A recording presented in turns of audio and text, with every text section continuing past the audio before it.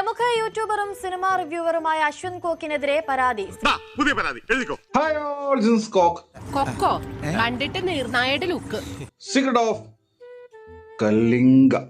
അയ്യോ എന്നാടാ ദേവന്നു.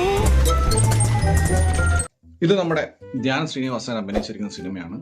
ധ്യാൻ ശ്രീനിവാസനെ വെച്ചിട്ടാണ് ഈ സിനിമ പ്രൊമോട്ട് ചെയ്തിരിക്കുന്നത്. പതിവ് പോലെ എന്റെ പെർഫോമൻസ് ഗംഭീരമായിട്ടുണ്ട്. പക്ഷേ ഈ സിനിമയിൽ ധ്യാൻ ശ്രീനിവാസൻ അല്ല. അപ്പോൾ ആരാണ് ഈ എറണംകെട്ട സിനിമയിലെ മെയിൻ നായകൻ? ആരാണ്? ഇത് മറ്റാരുമല്ല, ഇതിന്റെ സംവിധായകൻ തന്നെയായിട്ടുള്ള സനീഷ് ഉണ്ണികൃഷ്ണനാണ്. നീയാണോ? അതെ, ഞാനാണ്. ഇദ്ദേഹത്തിന് അഭിനയിക്കണം. ആർക്ക്? സനീഷ് ഉണ്ണികൃഷ്ണൻ. അപ്പൊ സനീഷ് ഉണ്ണികൃഷ്ണൻ ധ്യാനിനെ പിടിച്ചിട്ട് അവിടെ നിർത്തി. ഞാനാണെങ്കിൽ അപ്പൊ അത് സമ്മതിക്കുകയും ചെയ്തു. പിന്നീടാണ് അതിന്റെ ഒരു ചതി എനിക്ക് മനസ്സിലായത്. എങ്കിൽ ഈ സിനിമ ഇറങ്ങാതിരുന്നെങ്കിൽ ഇങ്ങനെ ഒരു ആറ്റം ബോംബ് ഇന്ന് ഇറങ്ങില്ലായിരുന്നു. നമുക്ക് പിന്നെ നിയമപരമായി തന്നെ ഒതുക്കാം. സനീഷ് ഉണ്ണികൃഷ്ണൻ അഭിനയിച്ച സിനിമ പുള്ളി തന്നെ സംവിധാനം ചെയ്ത് ഇറക്കുവാണെങ്കിൽ ഒരു പട്ടിക്കുറക്കം പോലും തിയേറ്ററിന്റെ പരിസരത്ത് പോലും പോകില്ല എന്ന് പുള്ളിക്ക് തന്നെ അറിയാം. അതുകൊണ്ടാണ് ഞാനെ പിടിച്ചിട്ടത്. അങ്ങനെയൊന്നുമില്ല.